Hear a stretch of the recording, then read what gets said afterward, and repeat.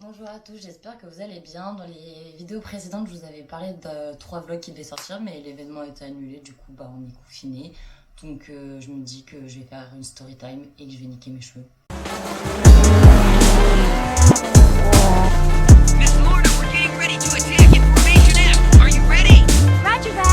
Parce qu'on est dimanche soir, que j'ai strictement rien d'autre à faire. Donc, je vais me changer et mélanger de la couleur avec de l'après-shampoing pour pas que ça fasse violet comme ça sur mes cheveux quand même, on va pas trop forcer non plus. Et je vais vous raconter la story time en me niquant les cheveux. Luc adorable sort de ce corps. Ça va être génial parce que vous allez entendre les bruits mais vous n'allez pas me voir faire. J'ai pas de pinceau, j'ai pas de gants, donc je vais avoir les mains violettes, c'est génial.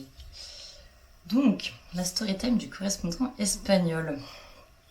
Faut savoir que déjà, moi, tout le collège, j'ai jamais eu de correspondant, jamais de voyage de classe de neige ou quoi. Je me suis toujours fait niquer. Je crois que j'en ai déjà trop mis. Vous pensez que j'en ai trop mis? Bah, j'espère pas. Et au lycée, seconde, pareil, zéro truc cool. Je crois que je me fais avoir, je crois que je suis dans les mauvaises classes. Enfin, après, j'exagère, en seconde, j'avais les horaires aménagés pour mon sport, donc c'était cool. Et là, en première, on nous propose de partir en Espagne. Et moi, je me dis, ça va être la seule occasion de ma vie. Fatale erreur, il y avait les États-Unis l'année d'après que du coup, j'ai pas pu faire. Donc, je me saute sur l'occasion, j'ai à mes parents qu'il faut s'inscrire tout de suite, qu'il n'y aura jamais assez de place, non. C'est vrai, il n'y avait pas beaucoup de place. Mais j'étais en première S et ça tombait pile à... On n'a pas de pinceau, on n'a rien pour prendre. On en est là. Donc mes parents m'inscrivent, malgré que je sois en S, qu'il y avait des secondes, des troisièmes, enfin il y avait 2 S qui sont partis, bref. Et au fur et à mesure que ça s'organise, un jour la prof d'espagnol vient me voir. Elle me dit oui Victoria, on a un problème, en Espagne il n'y a pas assez de correspondants filles, il y a plus de mecs, est-ce que ça te dérangerait d'aller dans une maison où c'est un garçon manqué que je suis? Moi je dis cash, non ce n'est point un problème. Je m'en fous, je veux pas qu'on me dise si tu dis non, tu ne peux plus partir. Alors qu'en fait, ce que je savais pas, c'est que si je disais non, je partais avec une autre française dans une famille d'une fille. Mais bon, moi, trop flippette de risquer de louper mon voyage, je dis oui. On commence par aller chez eux et après ils viennent à Bourges. Franchement, chez eux, mais Vidaloca en fait. Genre, eux, ils se sont dit, il y a les Français qui viennent, les parents ultra cool, on a fait la fête, mais toute la semaine presque. Parce qu'en fait, en Espagne, il y a les boîtes, elles ouvrent plutôt pour les jeunes, enfin bref, vida loca pendant une semaine, mais moi j'étais un peu en mode, ouais, mais quand ils vont venir en France, c'est pas la vida loca tous les soirs. Comment vous voulez qu'on fasse? Et j'étais toujours quand même, moi, avec 15 tonnes de devoirs de première S. Donc, ils viennent. Le week-end, moi, j'ai jamais le droit de sortir. Parce que j'avais toujours des mauvaises notes. Le week-end, ils viennent, mais du coup, vu qu'ils sont là, j'ai le droit de sortir. Je récupère le correspondant avec mon frère, je découvre qu'il a une loque, ce qu'il avait pas. Enfin bref, ce qu'il veut, c'est ses cheveux, son délire. Mon frère, il est en mode, mais what the fuck, qui c'est qui t'ont mis? J'ai pas du tout bien séparé mes cheveux. Attendez, faut que j'essaie de choper cette mèche.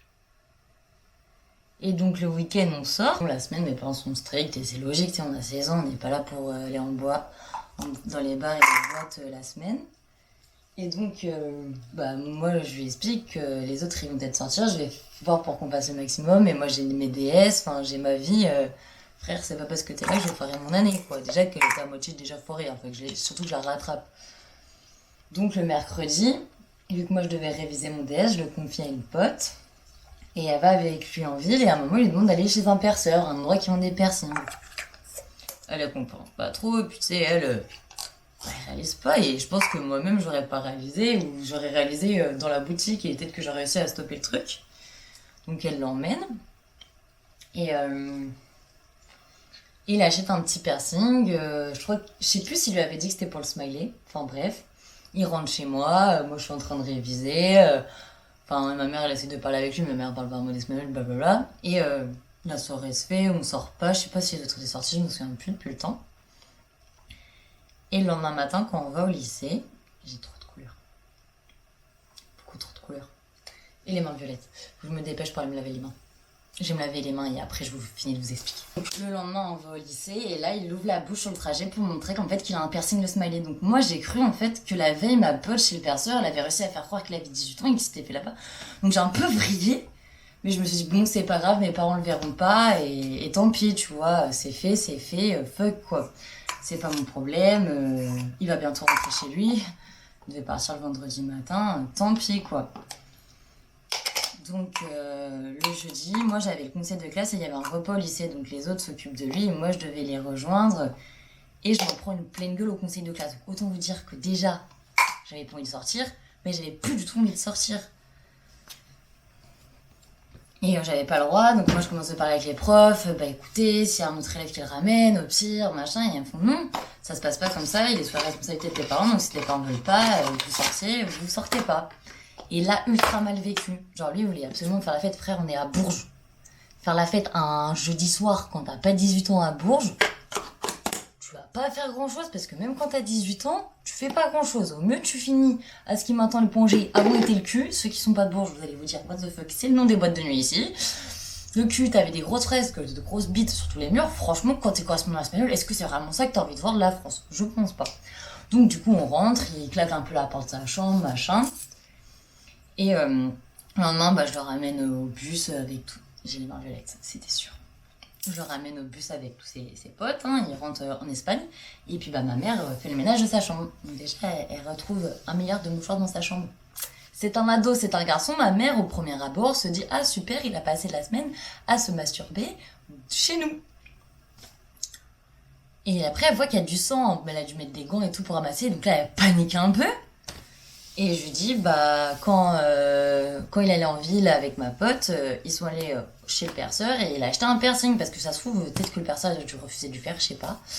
Et il s'est fait un piercing là. Ma mère qui déteste les piercings, regardez ce qu'elle a créé comme enfant, un truc tout percé. Elle était choquée et après elle me dit, mais j'ai trouvé un mot aussi. Ma mère parle pas espagnol, mais elle avait essayé de traduire le mot sur Google. J'ai pas du tout regardé depuis combien de temps ça pose. Je vais mettre un minuteur de 15 minutes. Ouais.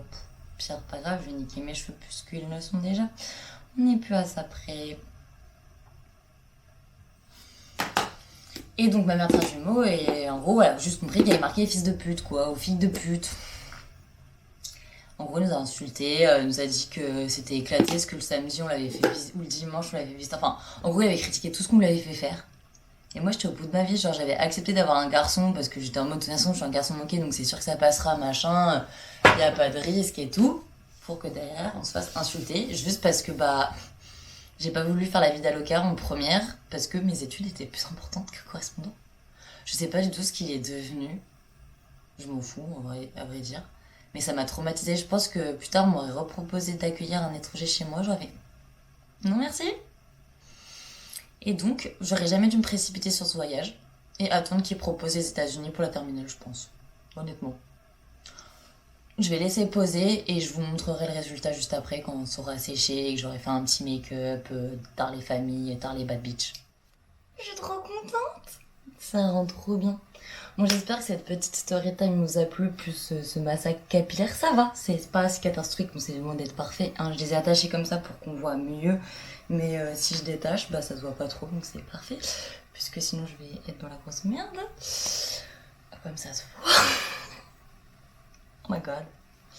J'espère que ça vous a plu. N'hésitez pas à vous abonner, à mettre un petit commentaire et un petit like, ça fait toujours plaisir. Si vous débarquez, je vous mets en petit i la vidéo où j'ai massacré, où j'explique tous les massacres que j'ai fait à mes cheveux ces 5 dernières années à peu près.